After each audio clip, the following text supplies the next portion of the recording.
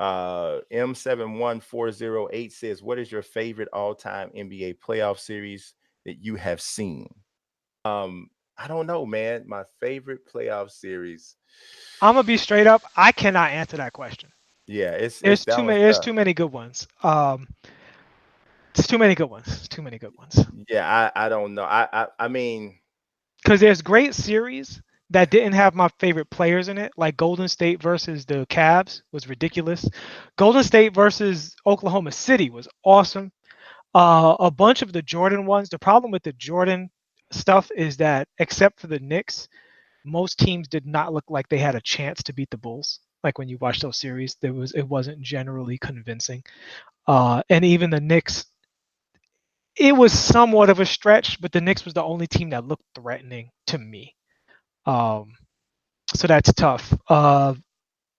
The Lakers Boston series was great, even though it turned into a grind. So there's just too many, and there's also some old school ones, some Detroit Lakers, like some Lakers Celtics, just some sick series out there. I can't decide personally.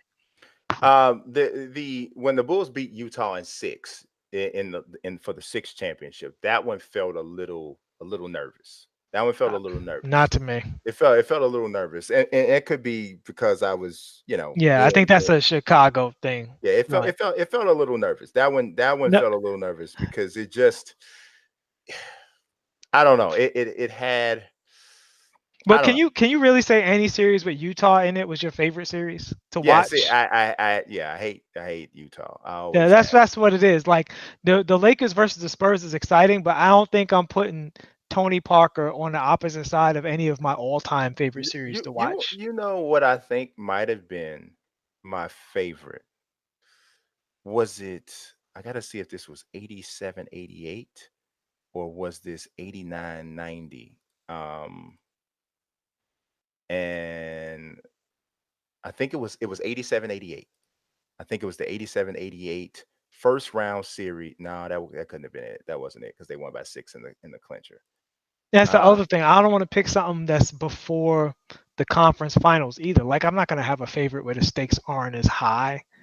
but for me, I think, and this is the one Sacramento versus the Lakers is a very good one. The that Sacramento versus the Lakers is really high on my list. that you know what, it was so funny. Mook Allen just said something that I agree with. That D Rose one with the Bulls against the Celtics, when they went into, what was it, the triple overtime. That was a first round series, but that Hmm. series was outstanding. I mean, the Bulls started it off, got on after they won the jump ball. Derrick Rose throws an alley oop to Joakim Noah from like half court, and that was the first play of the series, and it continued on like at that crazy pace for the whole one. The series with Mike hit the shot, the first shot against the Cavs. That was for me personally, I think the most enjoyable series, because at that time I had never seen the Bulls win a championship. They hadn't won one yet. They didn't win that year either. But that was the first time I'd ever seen them good, like really good. And for the weight, I mean, Cleveland was a really, really good team. They were a really good team, well coached. They defended well, but the culmination of that series and my reaction after he hit that shot, for me, that was my favorite series. Hmm. That was my favorite series. But that's a very personal pick because, I watched it with my Yeah, brother, that's the thing. Like there's you homer know. picks in there. I Yeah. can't do it. I can't I do it. mean, it was like I watched it with my brother and all of that, and we watched every game, and it was, it's a lot there. I mean, because I think he hit that shot on a Sunday, and we like ran home. We rushed home from church, and we didn't even get a chance to see the whole thing because we was at church. So we got only like the second half, and we was all, so it's a lot going in with that one. But the series was great anyway. But still, Hmm. um, 1989 says, "Can we start to look at the process as a bust now?" Absolutely not. No. Are you talking about the process meaning Joel Embiid, Well, the Philadelphia or the overall Philadelphia process. 76ers process? Either one, I think that's ridiculous. Well, I think the somebody made the point on TV the other day on the sports talk that they abandoned the process when they fired what's his name? Croce. Yeah, no, not Croce. The other guy. Uh, Two. Colangelo guy. Wait a minute. No, not him. What's the guy? Who they fire? Yeah. I But know it's. yeah, Oh, but anyway, you know what we're talking about. The designer of the process, he was kicked out, and they started signing all of these, older established players and stuff like that. This is supposed to be, but here's the thing. I think the two things in the Sam process, Hinkie. Sam Hinkie. Sam Hinkie, there you go, Sam Hinkie. The two issues with the process are currently Ben Simmons and Joel Embiid are two of the worst match players in the league. Either one of those players can work, but both of those players don't work. I mean, they still beat Toronto tonight. So, you know, I'm not going to call the team a bust when they have a chance to make it to the conference finals. That ain't right. Um, the other problem is they've wasted a lot of draft picks. Markel Fultz, Nerlens Noel, Jahlil Okafor, these turned out to be bad picks for those teams. They aren't even necessarily all busts as individual players, right? Nerlens Noel might be a decent six man, which I guess you consider a bust taking that high. Jahlil Okafor looks like he has serious game. He might still turn out to be something because he's showing some signs. And Markel Fultz, he's super young, right? Looks bad right now, but who knows? Got a lot of time. But for their team, they didn't get anything out of those picks. They just signed them, didn't like them, don't have them, and now where are they? So the process has been disrupted. I would say the process overall itself, it's not a bust, but it definitely hasn't gone as well as it looked like it was going to go when they were drafting Markel Fultz. Like that looked like they were in a really nice position when Embiid was looking like he's going to be an MVP level guy. Ben Simmons looking like he's going to be the next coming of a LeBron Giannis type. And now, those two guys, they really need to get rid of one of those guys and find and build the team around the other one because both of those guys still have value right now. And whoever they lose, I don't really have a preference. Obviously, Embiid's a much better player right now, but if you surround Ben Simmons with a bunch of shooters, you can do a Milwaukee thing, a Cavaliers thing. So, but they need to. I think they do need to choose, unless Ben Simmons is going to be committed to developing the kind of game that complements Joel Embiid because it's not good right now. Yeah, that would be my solution. I wouldn't give up on them as a duo, as a tandem just yet. If one of the main reasons why they're not working is because one guy won't take open shots, I mean that just that just seems like a um if that's that, because I do think that's a part of why they're not working, is because they can't get the level, they can't get the type of spacing that they need offensively too often. Because my man Ben Steiner tweeted a really a cool gift today, and he's like, this is why the 76ers struggle on offense, and it's something that we talked about before. Ben Simmons got the ball right after he gave a pass out to the 3-point line. He got it back at the free throw line. His defender was a good foot and a half off of him. He looked at the basket, turned his back, and gave it right back again. You're a 6'10" guard, 6'11" guard, however tall you are, and you're 15 feet away from the basket, and the guy backs up a foot and a half off of you. If you can't attack him or take that shot, you're hurting your team Well, that's offensively. what I'm saying. He has to develop a game that's complementary to That's what I'm Embiid. saying. And honestly, Embiid needs to lose 30 pounds. He absolutely does. He needs 100, to lose 30 pounds ASAP. He needs to improve his diet. As my man Shannon 100%. Sharp said, he out here, pooping and throwing up all over the place like a baby. Yeah, Like you got to be able to, you got to eat foods you can hold down. yeah, A lot of this is nutritionally related. I yes. know he's a big guy, but he has a notoriously bad diet. And as a person who cleaned up their diet and saw their health skyrocket as a result, he's got to fix it. He's got to get a nutritionist. It's that time. So they both have to grow up and make some adjustments. They are both still really young, but my instinct is that even as personality wise, I don't think they fit. I think I think you could get, and the thing is, you could get so much for each of them right now. You could basically get whatever you want for Joel Embiid, or comparably whatever you want for Ben Simmons within reason. Now, when I say Joel Embiid, I mean basically anybody but the top tier in the league you could probably get. When I say Ben Simmons, second tier, you could probably get a lot of people that you could really, really use that would really help Joel Embiid out. Like, just think about it. If they traded Ben Simmons for D'Angelo Russell straight up, Philly would be a nightmare with D'Lo and Jimmy Butler and Joel Embiid on that team. A Well, nightmare. that's if Jimmy comes back, but Right, and I think they need Jimmy real bad. They definitely should do everything in their power to re-sign him. I know. Oh, look, you just look like you smelt a fart. no, You, no, you I didn't. could. He couldn't even help it. He heard Jimmy's name. No. Batman. Ah. But, Well, but I don't. I You know what? I don't think they need Jimmy. I don't. I don't think Jimmy fits what they need either. I think he's a ball stopper, and I just don't think that works for. That's going to work for them. But Jimmy is a heck of a player, and I've always said that. yeah. I've never said that he wasn't. He's a heck of a player, but I mean, I don't think that he's the type of personality that you can win with.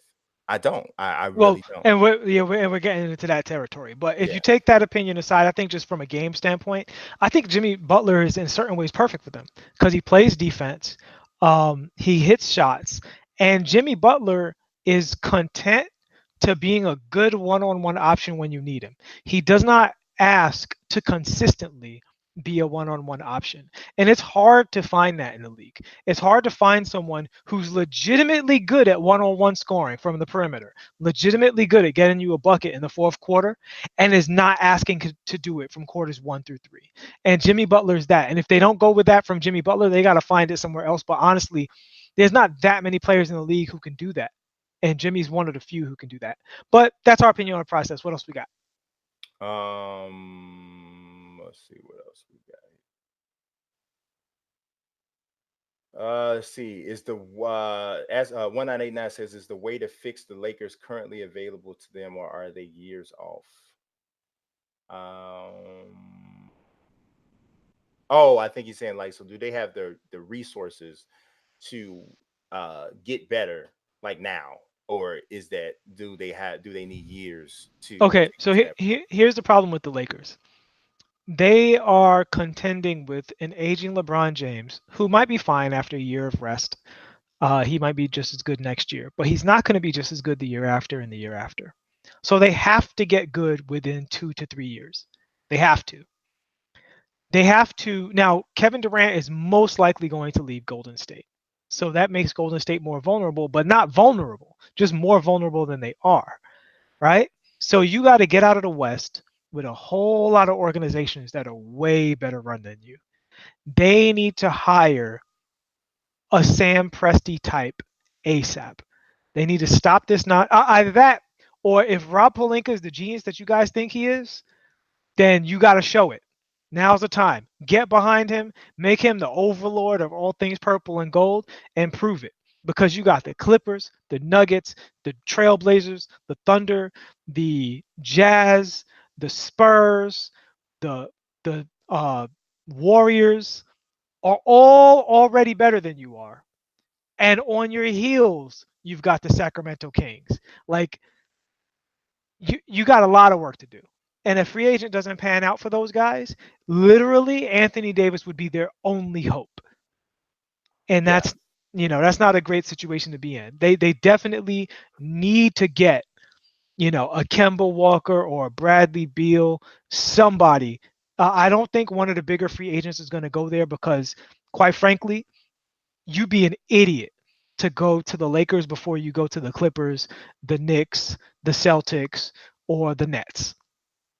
All those organizations have a better infrastructure right now than the Lakers by far. Yeah, the Lakers management is hurting them more than LeBron right now. Yeah. It's Yeah, not on LeBron. it's bad. It's pretty bad.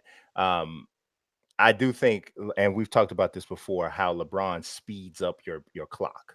Yeah. And so because they have LeBron, they're not in a position to do anything but chase rings right now.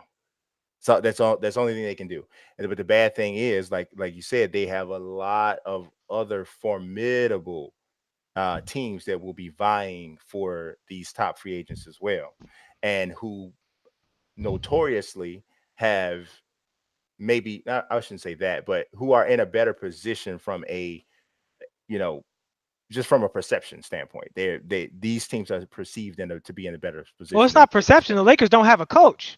Right. Well, yeah. I mean, That's right, reality. right. No, no. And I'm talking about like stuff like where people are like they're a rust. A lot of people are starting to say I've heard this multiple times from people in the media throughout the week. The Lakers are the worst run organization right now in the NBA. I've heard that Yeah. more than one time. So that's never a good narrative to be passed around when you're hoping on signing free Well, agents. again, it's not a narrative though. How No, many other what other teams lost their president of operations and don't have a coach? well, that's not, obviously not a great position to be in. I don't No, know I'm if it. saying who's worse? Who's No, worse? well, I'd have to think for a second who And were. nobody worse. Actually, I don't really like. I'm not in love with Chicago's situation, to be totally honest. You know what's messed up? You're right. Yeah, Chicago is I'm the not. I'm only not in team. love. I'm not in love with it. Honestly, Chicago's literally the only team I put in the conversation. It's not. It's Every not great other here. team is either good or promising. Like honestly, it's a good time to like the league right now I because there don't. aren't that many bad teams, like terrible teams. I Uh, love. I don't love what's going on in Memphis either. Um. Oh, I don't mind Memphis situation. I think Memphis is being pretty smart right now, because they had to turn over their roster to get young, and they have to be a little worse than they want to be. They got a really good rookie, and he got hurt. But Memphis, if Memphis was a good team in 2 years, I wouldn't be shocked at all. Yeah, I would be shocked if they're a good team in 2 years. I think they need some special things to go on And when because I say good, I mean as good as Sacramento. okay. Yeah, Okay, yeah. yeah, no, I can yeah, I can go with that. I can go with that. Okay, we had one that I definitely wanted to get. This one, he came in with one early. And it's my man Sean Singletary, who represents with the combat sports questions. And it was a good question. Oh, here it is. He says, which of the three has the brightest MMA future? Israel Adesanya, Johnny Walker, or Tatiana Suarez? He said, great content, fellas. Thank you very much, Sean. I appreciate that. You want to go or you want me to go first? I'm gonna go first real quick, and I'm gonna say it's Izzy because Izzy is already holding the belt, so he has the best present, which means he has the obvious best future. I don't think the female division is at a point where there's no Rousey on the horizon. And when you say a bright future, I think you got to mean everything, right? Not just the winning, but also the popularity and carrying the sport and bringing in pay-per-views. Like these is prize fighting, right? So it's people who are going to raise the level of prize. Johnny Walker has a chance, but he's nowhere near the level that Adesanya is at. And particularly the fight that Adesanya is coming off of was a fight that answered a lot of question marks about Adesanya. So as a guy who's holding the belt, Adesanya out of those three people is the only one who can lose and still be in a great position. Um, going forward, like Adesanya could lose 2 out of his next 5 fights and be exactly where he is right now, in 2 years. So that's Hmm. easy. Yeah, I would say Izzy. I don't know if I'm as definitive. Not with these two. I think it's pretty a fairly big gap between not from a skill standpoint. I think it's a good gap between Izzy and Walker and Suarez when we're talking about popularity for sure. I mean, you got to be relatively hardcore to even know who Johnny Walker and Tatiana Suarez are. Um, but Adesanya, I don't know if Adesanya can lose 2 of his next 5 fights and be exactly where he is. I don't know You if know he why has. I say that? Because of the competition. Because there's a lot of people of high talent level, and losing to a really great opponent and rematching that opponent is Mhm. just fine in the UFC. Like we're totally used to that. Whereas if Johnny Walker lost to somebody that you expect to just be part of his rise, that'd be disastrous. Yeah, right, right. Yeah, I would. Yeah, definitely. No, I agree with that. I just said 2 of his next 5, though. That might be a lot. That might be a lot to withstand. Maybe one in a rematch for him to be exactly where he is now as an interim champion, and from a standpoint of people believing or starting to buy into what they're starting to buy into with him, that he might be, which I think is a little overblown. I do. He Well, still I'll paint it out for you. he's Uh, Loss, rematch, um, win, loss, title. That could easily happen for him. Well, he might not get a title shot right after a loss, but If it's controversial and somebody else pulls out, of course it could. Totally. yeah, that would be a different type of a situation or a scenario if that were to happen. But Yeah, I mean, he definitely is in the best position of those three, just right now. Johnny Walker does have a chance, but if we're talking about what Books was mentioning, everything, all things involved, then the gap gets a little wider between Johnny Walker and Israel Adesanya, because Johnny Walker is a very fun guy and the whole nine, but he's not the talker and the well, I don't know. Johnny's got some Johnny Johnny is a smart dude in terms of branding. Johnny is talking EA UFC 3 in every post-fight interview. He's telling people to watch him on Instagram, and he's doing stuff on Instagram. So he gets it. And the thing that Johnny Walker does that Israel Adesanya doesn't do is he knocks people out. And that always matters. That always matters. So, and he knocks people out in a way that even the casual fan can understand. You don't got to be technical to understand Johnny Walker's knockouts. Bam, and he goes away. So when you're a knock, and then when you're as big as he is and as athletic as he is, he makes you look at him. So he does have that going for him, but I still would say that Adesanya has the brighter future right now. Okay, well, that's all we're gonna get to today from an Ask Us Bro standpoint. I appreciate all of the questions to try to get to as many as possible. I did jump up there to get that one because it was a combat sports question, and sometimes we don't necessarily get to those. So Yeah, I we got a wanted couple of those this we time. got actually we got three, because Blake Bot had one about should BJ Penn retire, and I did see that one. And my short answer to that, well, he said should the UFC encourage BJ Penn to retire? My short answer to that is absolutely yes. Yeah, his family should encourage him to retire. Yes. And then M71408 said after Canelo's victory over Jacobs, where do you rank Canelo on the pound for pound list? Um, I got him number 2 behind Terrence Crawford. So that's that. That's for me. Um, so yeah, I appreciate you guys watching as always, and God bless and peace. Nelson, you know what? I always mean to I gotta sign off. You need to have a sign off too. I don't know what, I don't know. We gonna do 2 sign-offs? Yes, or a dual sign off or something. Okay. Sing Well, it. for today, my sign-off is shout outs to Regular Ray. Thanks for That's watching. right. Regular Ray in the house.